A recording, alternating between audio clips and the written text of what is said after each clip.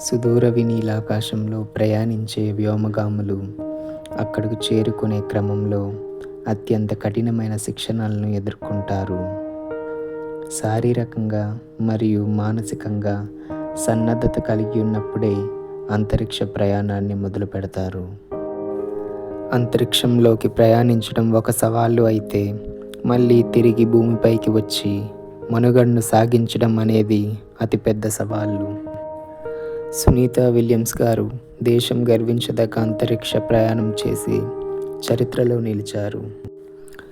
ఆమె ఆరోగ్య స్థితిగతుల సమాచారం కొరకు ఈ వీడియోని పూర్తిగా చూడండి.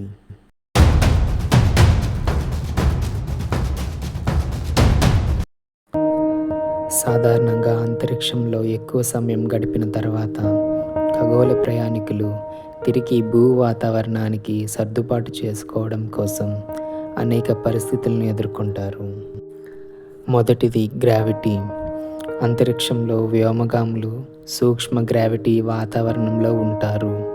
దీనివల్ల మజిల్ అట్రోఫీ మరియు బోన్ డెన్సిటీ లాస్కు గురవుతారు.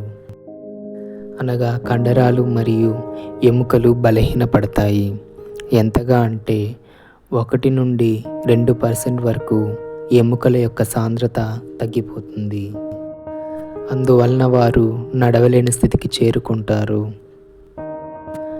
గురుత్వాకర్షణ శక్తి లేకపోవడం వలన శరీర ద్రవాలు తలకు చేరుతాయి.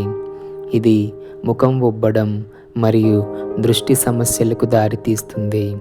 Space flight associated neuro ocular syndrome అంటే దీర్ఘకాలంగా గురుత్వాకర్షణ లేకపోవడం వలన కంటిలో ఆప్టిక్ నర్వ్ డ్యామేజ్ అయ్యి దృష్టి సమస్యలు వచ్చే ప్రమాదం ఉంది.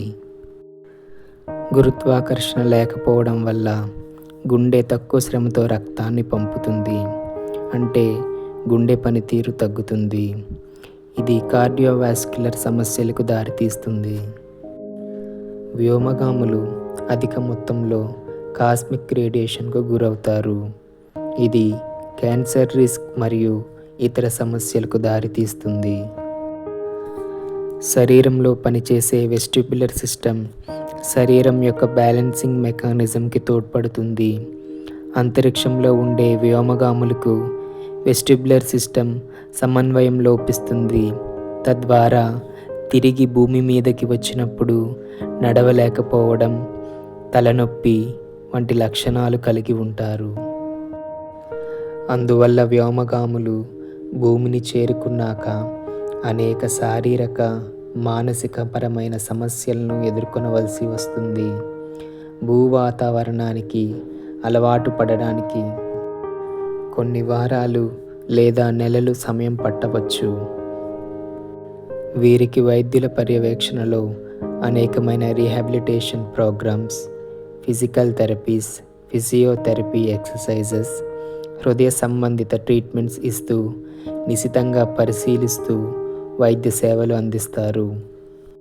తిరిగి సాధారణ స్థితికి చేరే వరకు ఈ యొక్క ట్రీట్మెంట్స్ని కొనసాగిస్తారు. అంతరిక్ష ప్రయాణం ఒక అద్భుతం, ఒక సాహసం.